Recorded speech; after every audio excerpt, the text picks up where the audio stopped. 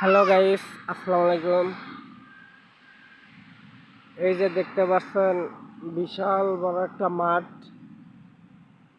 এই মাঠটা হলো এমসি বাজারের পাশে। তো এই মাঠে একটা বিশাল বড় বাণিজ্য মেলার আয়োজন করা হয়েছে। মেলাটা 1 মাস ব্যাপী থাকবে। তো এই মেলার প্রথম দোকান হইতেছে এই নৌকা। প্রথম দোকান আসছে নৌকা। সো আরো অনেক দোকান আসবে। দোকান দিয়ে এই বিশাল বড় মাঠটা দোকানে ভরে যাবে। তো এই নৌকাতে আমার বাবার আগে নিয়ে ঘুরতে আসছি।